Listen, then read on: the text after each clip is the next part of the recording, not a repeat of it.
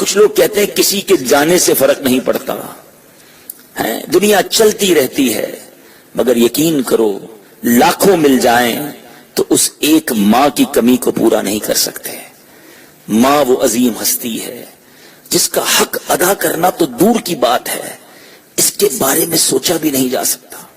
ایک بار ایک صحابی رسول نے بارگاہ رسالت صلی اللہ تعالی علیہ وسلم میں عرض کی کہ ایک راہ میں ایسے گرم پتھر تھے کہ اگر گوشت کا ٹکڑا ان پر ڈالا جاتا تو کباب بن جاتا۔ میں اپنی ماں کو گردن پر سوار کر کے 6 میل، تقریباً یہ 9.5 کلومیٹر بنتا ہے، ایگزیکٹلی 9.65 کلومیٹر بنتا ہے۔ وہ کہتے ہیں میں 6 میل ایسے گرم راستے پر، اتنے مشکل راستے پر اپنی ماں کو کاندھے پر بٹھا کر لے گیا ہوں۔ کیا میں نے اپنی ماں کا حق ادا کر دیا؟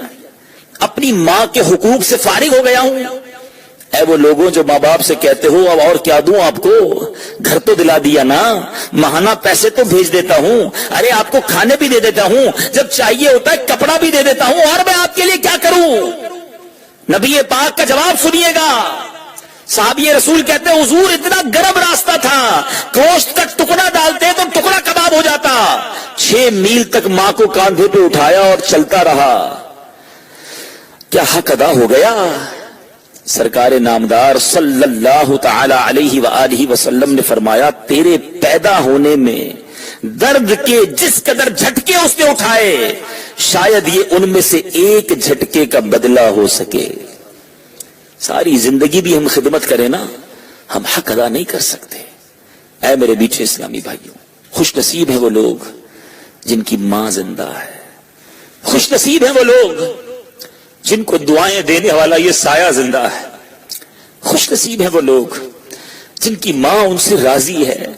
ہاں ہاں، خوش نصیب ہیں وہ لوگ جن کی ماں راضی ہو کر چلی گئی ان سے بڑا بد نصیب کوئی نہیں کہ ماں ہوتے ہوئے اللہ کو ناراض کر رہے ہیں، ماں کو ناراض کر رہے ہیں۔ ان سے بڑا بد نصیب کوئی نہیں کہ ماں ہے پھر بھی خدمت نہیں کر رہے۔ ان سے بڑا بد نصیب کوئی نہیں کہ جن کی ماں ان سے ناراض ہو کر چلی گئی۔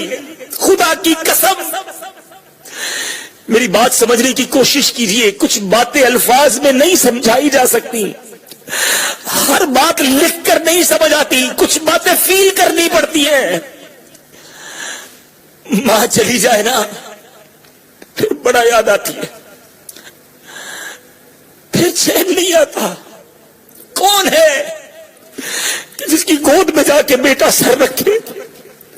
اب کون ہے جس کے کاندھوں پر سر رکھ کے آنسو بہا لے؟ اب کون ہے؟